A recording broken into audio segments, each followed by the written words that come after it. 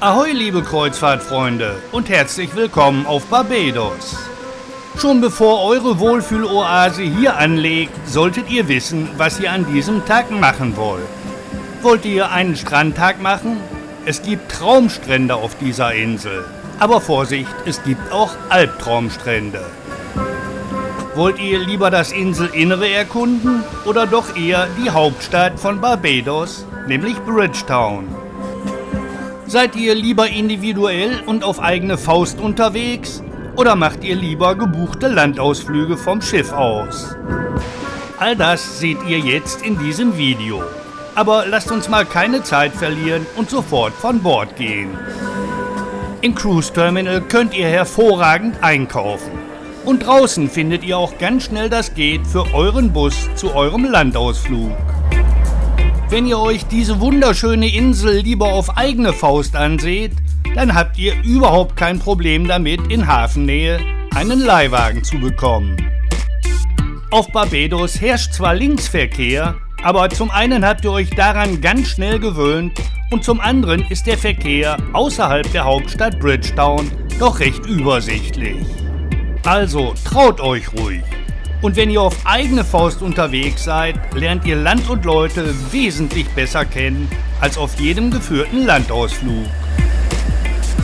Es gibt hier auf Barbados auch Landausflüge, die ihr auf gar keinen Fall buchen solltet. Welche das sind und warum ihr die nicht buchen solltet, zeigen wir euch in diesem Video natürlich auch noch. Barbados liegt nicht in der Karibik, sondern im Atlantik. Und das führt dann zu zwei komplett unterschiedlichen Küstenbildern. Entlang der Westküste findet ihr kilometerlange Sandstrände mit einer doch verhältnismäßig akzeptablen Brandung. Kilometerlange Sandstrände gibt es dann zwar auch an der Ostküste, aber aufgrund der starken Brandung entlang der Ostküste sollte man hier nicht unbedingt ins Meer gehen. Für Kitesurfer allerdings sind die Strände im nördlichen Teil der Ostküste ein wahres Paradies. Nehmt euch dann aber auf alle Fälle etwas zu essen und vor allem zum Trinken mit. Denn die touristische Infrastruktur ist hier nicht so wirklich gut ausgebaut. Den Landausflug, der euch die Vielfalt von Barbados näher bringen soll, würden wir an eurer Stelle nicht buchen. Ihr sitzt von den 3,5 Stunden gute 3 Stunden ausschließlich im Bus. Und bei den 3 Fotostops seht ihr nichts von der Vielfalt dieser Insel. Da könnt ihr euch wirklich besser einen kleinen Spaziergang durch Bridgetown machen. Der kostet euch nämlich gar nichts. Und von der Vielfalt dieser Insel bekommt ihr in Bridgetown auch wesentlich mehr zu sehen. Oder ihr macht euch einfach einen richtig schönen Strandtag. Und einige der schönsten Strände von Barbados sind fußläufig vom Cruise Ship Terminal aus zu erreichen. Und wer nicht so gut zu Fuß ist, fährt einfach mit einem Taxi zu einem dieser Strände. Sonnencreme, Handtücher und vor allem ausreichend viele Getränke solltet ihr dann aber schon dabei haben. Wenn euch unser Video gefällt, wäre es ganz toll, wenn ihr uns dafür dann auch einen Daumen hoch dalassen würdet. Und wenn ihr mehr Videos, nicht nur von Landausflügen, Kreuzfahrten und Kreuzfahrtschiffen, sondern aus aller Welt sehen wollt, dann abonniert doch am besten einfach unseren Kanal. Es gibt auf Barbados aber auch echte Albtraumstrände. Hier will bestimmt keiner von euch ins Meer. Das Ganze ist nämlich kein dunkelbrauner Sand, sondern es sind Algen pur. Und die gibt es dann, abhängig von der Jahreszeit und den jeweiligen Strömungsverhältnissen, an ganz verschiedenen Stellen von Barbados. Bevor ihr euch auf den Weg macht und bitter enttäuscht werdet, fragt lieber vorher an der Tourist Information im Hafen nach. Da ist man diesbezüglich nämlich immer ganz gut informiert. Alternativ plant ihr einfach einen kleinen Stadtbummel durch Bridgetown. Vom Cruise Ship Terminal aus sind es nicht einmal 2,5 Kilometer bis dorthin. Und die schafft ihr locker, auch bei den Temperaturen, die hier auf Barbados herrschen, in rund 30 Minuten. Wer nicht so weit laufen kann oder will, nimmt sich einfach ein Taxi. Wenn ihr zu Fuß geht, solltet ihr dabei dann aber auch unbedingt durch den Pelican Island District gehen. Hier sieht man dann die eigentlich für Barbados typischen Häuser. Und wenn nicht gerade Sonntag oder ein Feiertag ist, könnt ihr hier auch ganz gut einkaufen gehen. Wenn ihr euch hier alles in Ruhe angesehen und vor allem fotografiert habt, braucht ihr dann noch knapp 15 Minuten und ihr seid in Bridgetown. Wer hier dann eine pulsierende und fast explodierende Inselhauptstadt erwartet, der wird eher enttäuscht sein. Denn auch in Bridgetown geht das Leben ganz gemütlich seiner Wege. Und es spielt sich vor allem immer entlang des Wassers ab. Wenn ihr früh genug hier seid, könnt ihr problemlos noch einen kleinen Bootstrip machen. Ihr zahlt dafür dann knapp die Hälfte von dem, was euch ein vergleichbarer Landausflug an Bord kosten würde. Auch abseits des Wassers gibt es in Bridgetown jede Menge Sehenswürdigkeiten. Das Parlamentsgebäude solltet ihr euch auf alle Fälle mal ansehen. Seit 1874 tagt hier das Parlament von Barbados. Und damit ist es das drittälteste Parlamentsgebäude im Commonwealth of Nations. Wenn ihr Zeit genug habt, könnt ihr euch im Westflügel des Gebäudes noch ein kleines Museum ansehen. Der eine oder andere von euch wird sich jetzt vielleicht fragen, wieso wir euch in einem einzigen Video so dermaßen viel von Barbados zeigen können. Und die Frage ist durchaus berechtigt. Aber das, was wir euch hier alles zeigen, stammt aus insgesamt 3 Aufenthalten auf dieser fantastischen Insel. Also versucht gar nicht erst, alles, was ihr hier seht, an einem einzigen Tag zu machen. Alleine schon, wenn ihr euch Bridgetown ansehen wollt, müsst ihr dafür gute 3 bis 4 Stunden einplanen. Und wenn ihr zu Fuß vom Hafen aus hierher geht, kommt nochmal locker eine Stunde obendrauf. Aber es lohnt sich auf alle Fälle. Was ihr euch in Bridgetown auf gar keinen Fall entgehen lassen solltet, ist ein Besuch des Fischmarktes. Hier pulsiert dann wirklich das Leben. Der Fischmarkt ist täglich zwischen 7:30 Uhr und 16 Uhr geöffnet. Wenn ihr ganz früh morgens hier seid, lohnt sich der Besuch aber am meisten. Es gibt hier auch Stände, wo ihr so eine Art Fischbrötchen kaufen könnt. Macht es nicht, lasst es besser sein. Wenn ihr vom Cruise Terminal aus ins Zentrum von Bridgetown fahren wollt, dann kostet euch eine Taxifahrt gute 9 US-Dollar. In Euro werdet ihr hier kaum bezahlen können. Es empfiehlt sich sowieso generell für fast alle Karibikinseln genügend US-Dollar in bar dabei zu haben. Im Großraum von Bridgetown leben rund 120.000 Menschen. Die übrigen 240.000 Einwohner von Barbados verteilen sich über den Rest der Insel. Im Vergleich zu vielen anderen karibischen Staaten ist Barbados doch eine recht sichere Insel. Aber Kleinkriminalität, hier dann vor allem Taschendiebstähle und auch Handtaschenraub, kommen durchaus vor. Also passt gut auf eure Sachen auf. Und das gilt dann auch während des von TUI Cruises angebotenen Landausflugs mit einem Strandaufenthalt am Accra Beach. Einen Landausflug, den wir mitgemacht hatten, zeigen wir euch in diesem Video auch noch. Ob es sich gelohnt hat? Macht euch nachher einfach selbst ein Bild davon. Das unserer Meinung nach lohnenswerteste Viertel hier in Bridgetown liegt dann rings um die Chamberlain Bridge. An deren südlichem Ende findet ihr dann auch den Independence Arch. Wenn ihr euch Bridgetown auf eigene Faust anseht, solltet ihr dabei dann aber auch immer die Zeit im Auge behalten. Denn angesichts der zahlreichen Motive, die sich euch hier bieten, vergeht die Zeit viel schneller, als ihr das vielleicht glaubt. Und nichts ist schlimmer für einen Kreuzfahrtpassagier, als sein Schiff zu verpassen. Auch wenn es außerhalb der Hauptverkehrszeit nicht so häufig passiert, auch in Bridgetown kann es schon mal zu dem einen oder anderen Stau kommen. Jetzt mal ein ganz wichtiger Tipp für alle, die am liebsten auf eigene Faust losziehen. Ihr solltet euch in jedem Fall eine eSIM-Karte besorgen, denn dann könnt ihr auch problemlos mit Google Maps navigieren. Wenn ihr das Datenroaming eures Handys nutzt, wird das Ganze hier richtig teuer. Eine eSIM-Karte lohnt sich aber auch für alle, die lieber Landausflüge über die Reederei machen. Eine eSIM-Karte ist deutlich preiswerter als das Internet an Bord. Dann lasst uns jetzt mal weiterfahren in den südlichen Teil dieser wunderschönen Insel.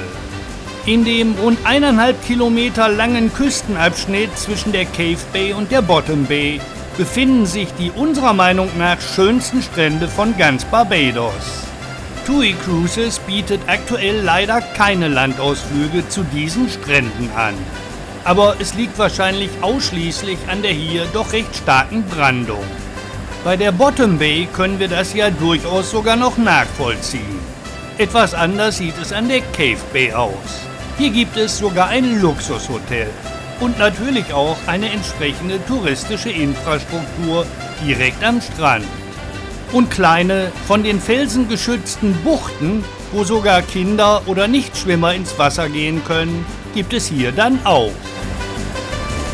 Dann fahren wir jetzt mal zu den besten Stränden für Nichtschwimmer und ganz kleine Kinder.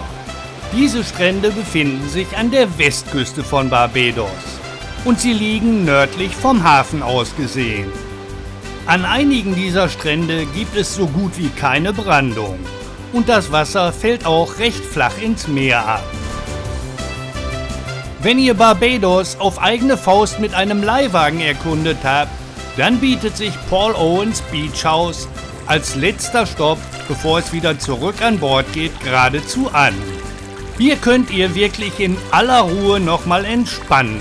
Und wer mag, kann auch ein Bad im Pool nehmen.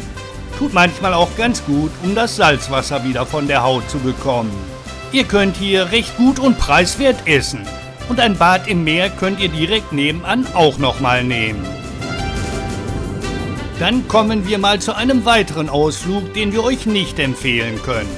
Denn von den 5,5 Stunden sitzt ihr, von 3 Fotostops mal abgesehen, 4 Stunden ausschließlich im Bus. Und die 1,5 Stunden Strandaufenthalt am Accra Beach sind einfach viel zu kurz. Liegen und Schirme am Strand, sofern es welche gibt, müsst ihr natürlich auch noch bezahlen.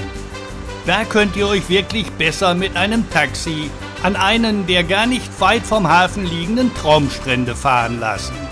Ihr nehmt euch halt einfach ein paar Strandtücher mit, genug zu trinken und natürlich auch eine Kleinigkeit zu essen. Und schon habt ihr einen perfekten Strandtag. Und wenn ihr Kinder dabei habt, dürft ihr natürlich den Sonnenschutz nicht vergessen. Aber auch ihr solltet euch gut eincremen, denn die Sonne auf Barbados brennt doch ziemlich intensiv. Wenn euch solche Strände zu einsam sind, lasst ihr euch einfach an einen Strand mit entsprechender touristischer Infrastruktur fahren. Die Barbados Taxi App solltet ihr aber auf alle Fälle auf eurem Handy installiert haben. Aber jetzt fahren wir nochmal zurück zur wilden Ostküste dieser Insel. Wenn ihr ausschließlich einen ruhigen Strandtag verbringen wollt, ohne ins Meer zu gehen, ist das hier schlichtweg perfekt. Ihr braucht dann aber in jedem Falle einen Leihwagen, denn mit einem Taxi wird die Fahrt hierher einfach viel zu teuer. Und es stellt sich auch noch die Frage, ob ihr ein Taxi für die Rückfahrt findet. Und zwar trotz Taxi-App. Dass ihr hier auf gar keinen Fall ins Meer gehen solltet, werdet ihr angesichts dieser Bilder sicherlich sehr schnell nachvollziehen können. Hinzu kommen dann aber noch ziemlich starke Unterströmungen. Und selbst geübte Schwimmer würden sich hier recht schnell ein paar Kilometer weit im Atlantik wiederfinden. Quasi als Entschädigung habt ihr dann aber diese riesigen Sandstrände fast ganz für euch alleine. Und das eine oder andere schattige Plätzchen findet ihr hier garantiert auch. Wenn ihr im Rahmen eurer Kreuzfahrt allerdings zum allerersten Mal auf Barbados seid, dann solltet ihr euch lieber den Rest der Insel ansehen. Es gibt auf Barbados heiße Tage, sehr heiße Tage und ganz heiße Tage mit einer extrem hohen Luftfeuchtigkeit. Und genau für diese Tage haben wir für euch hier dann nochmal einen kleinen Tipp. Wenn ihr einen Leihwagen zur Verfügung habt, fahrt einfach ins Inselinnere. Denn hier findet ihr etwas, was wirklich für richtige Abkühlung sorgt. Und das ist die Harrison's Cave. Wir haben das anfangs auch nicht glauben wollen. Aber hier auf Barbados gibt es tatsächlich eine ziemlich große Tropfsteinhöhle. Ihr könnt hier aber nicht zu Fuß langlaufen, sondern ihr werdet gefahren. Egal wie heiß, drückend und schwül es gerade draußen sein mag, hier unten habt ihr definitiv immer ganz angenehme Temperaturen. Ihr wart schon mal auf Barbados mit TUI Cruises oder mit einer anderen Reederei? Dann schreibt uns doch einfach mal in die Kommentarzeile, was euch hier am besten gefallen hat und wovon ihr in jedem Falle abraten würdet. Solche authentischen Berichterstattungen sind nämlich für all jene, die noch nie zuvor auf Barbados waren, von ziemlich großer Bedeutung. Also gebt euch einen Stoß und teilt den Zuschauern mit, was ihr auf Barbados besonders gemocht habt und was ihr fast gehasst habt.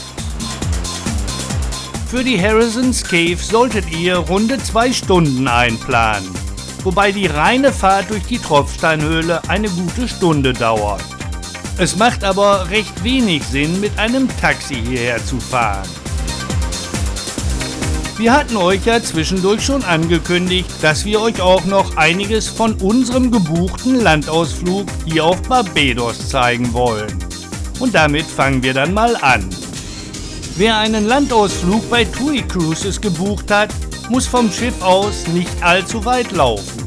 Denn die Landausflugsbusse starten nur wenige Meter vom Cruise Ship Terminal aus entfernt. Unsere Busfahrt dauerte hier nicht einmal 10 Minuten. Wir hatten hier den Ausflug Schnorchelerlebnis und Strandaufenthalt gebucht. Die Fahrt mit dem Katamaran war durchaus recht schön und sehr entspannend. Was uns aber an diesem Ausflug gestört hat, war, dass wir nicht einmal die zugesagten 2x15 Minuten Zeit zum Schnorcheln hatten. Und so haben wir während des Schnorchelns eine einzige Schildkröte zu sehen bekommen und ein paar tropische Fische. Dafür also hatte sich das schon mal auf alle Fälle nicht gelohnt. Ihr plant eine Kreuzfahrt in der Karibik? Dann schaut euch doch gerne mal auf unserem Kanal um. Hier findet ihr nämlich zahlreiche Videos von den verschiedensten Inseln dieser paradiesischen Gegend. Und wenn ihr Fragen zu diesem oder einem anderen unserer Videos habt, dann schreibt sie doch einfach in die Kommentarzeile. Wir antworten garantiert. Darauf könnt ihr euch verlassen. Ihr findet auf unserem Kanal aber auch eine Playlist mit über 100 Videos von Kreuzfahrten, Kreuzfahrtschiffen und Landausflügen. Schaut gerne mal rein, denn da ist bestimmt auch das eine oder andere für euch dabei. Den Grund, warum wir während des Schnorchelns nur eine einzige Schildkröte und eben ein paar tropische Fische zu sehen bekamen, seht ihr dann hier. Es waren Dutzende Schiffe in der Bucht und über 100 Gäste waren alle auf der Suche nach Schildkröten. Es macht dann wirklich überhaupt keinen Sinn, ins Wasser zu gehen. Wir würden diesen doch verhältnismäßig teuren Landausflug auf gar keinen Fall nochmal buchen, auch wenn der Strandaufenthalt zwischendurch recht schön war. Euch hat Barbados gefallen? Und ihr seid beeindruckt von der Farbe des Wassers rings um diese Insel? Dann hätten wir da was für euch. Schaut euch gerne mal unser Video über die Top 10 Trauminseln dieser Erde an. Da verschonen wir euch auch mit Kommentaren. Und ihr könnt diese paradiesischen Inseln mit passender Musik einfach nur zum Genießen anschauen. Den Link zu diesem Video blenden wir euch hier oben rechts jetzt gerade mal in den Bildschirm ein. Auch wenn ihr hier gerade die Mein Schiff ganz alleine im Hafen von Bridgetown liegen seht. Macht euch keine Illusionen. Es gibt durchaus Tage, da liegen hier 2, 3, manchmal sogar 4 Kreuzfahrtschiffe gleichzeitig im Hafen. Und dann wird es an dem einen oder anderen Strand mal so richtig voll. Das wird euch auf Guadeloupe, auf Martinique und auf St. Maarten garantiert passieren. Denn die Häfen auf diesen Inseln sind fast immer komplett ausgelastet. Ganz besonders der in Philippsburg auf St. Maarten. Und dann sollte man wissen, wohin man auf diesen Inseln geht. So, jetzt aber nochmal zurück nach Barbados. Auf den Tag hier könnt ihr euch wirklich richtig freuen. Aber ihr habt auch gesehen, dass ihr jede Menge machen könnt. Und das solltet ihr ganz sorgfältig auswählen. Denn ansonsten wird euer Landgang schnell zum Albtraum. Als wir dann schließlich wieder zurück am Hafen waren, haben wir uns so richtig geärgert. Denn genau den Ausflug, den wir gerade eben gemacht hatten, hätten wir auch genau hier für den halben Preis buchen können. Und der eine oder andere Gast an Bord der Mein Schiff hatte das auch gemacht. Aber wir hatten wenigstens etwas daraus gelernt. Nur mal so am Rande, die klassische Musik von Barbados, gespielt auf den alten Ölfässern, werdet ihr wohl nur hier im Hafen zu hören bekommen. Und das auch nicht den ganzen Tag über. Wenn euch die Musik gefällt oder wenn ihr die Musiker filmt oder fotografiert, dann lasst doch hinterher den einen oder anderen Dollar in der Trinkgeldbox. Immer dran denken, die Leute haben meist eine ziemlich große Familie zu versorgen. Ihr wart schon mal in der Karibik? Vielleicht sogar mehrfach? Dann schreibt uns doch einfach mal in die Kommentarzeile, welche karibische Insel euch am besten gefallen hat. Und schreibt auch gleich dazu, warum. Nach dem Sonnenuntergang ging es für uns dann erst einmal zum Abendessen. Und richtig Hunger hatten wir an diesem Tag auf jeden Fall. Der nächste Tag war dann ein klassischer Seetag. Und an solchen Tagen steht für uns immer Ausschlafen und Entspannung absolut im Vordergrund. Aber wir denken mal, das wird auch bei euch nicht anders sein.